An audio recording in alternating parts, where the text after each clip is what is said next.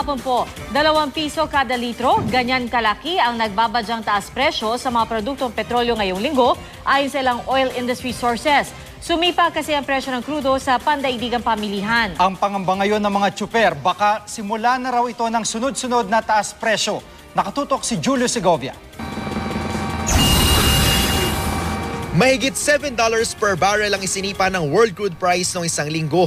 Humina ang US economy at nangamba raw ang mga oil trader na baka bawasan ang produksyon ng langis. Kaya Biyernes pa lang, nagpahiwatig na ang ilang oil industry sources na may namumurong big time oil price hike anumang araw ngayong linggo. 2 pisong dagdag sa kada litro ng diesel at gasolina. Kaya maraming motorista ang nagpakarga na. Inunahan ng opisyal na anunsyo ng mga oil company. Niloloko lang tayo ng mga oil player na yan. Taas baba na sila. 2 piso po. Sunod-sunod na po yan eh. Di ba sunod-sunod na po yan? Si Mang Jessie na laging nakamotorsiklo, tipid-tipid daw muna sa konsumo ng petrolyo. Para makatipid, maglalakad. Pagka medyo malapit.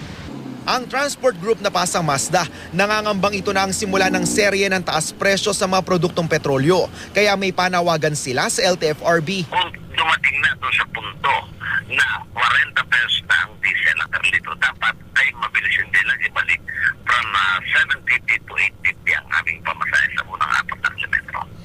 Nasa 25 pesos pa rin ang litro ng diesel ngayon, habang naglalaro naman sa pagitan ng 35 hanggang 37 pesos ang litro ng gasolina.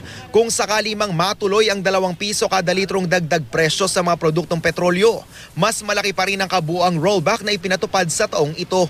Hulyo noong 2011 pa huling nagkaroon nang aabot sa 2 piso kada litrong dagdag presyo sa gasolina. November 2010 naman sa kerosene at diesel. Sa datos ng Department of Energy, mahigit 20 pesos na ang nabawas sa litro ng petrolyo mula pa noong isang taon.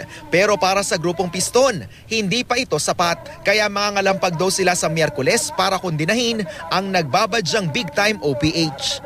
Wala pang tugon ng DOE sa namumurong taas presyo sa mga produktong petrolyo.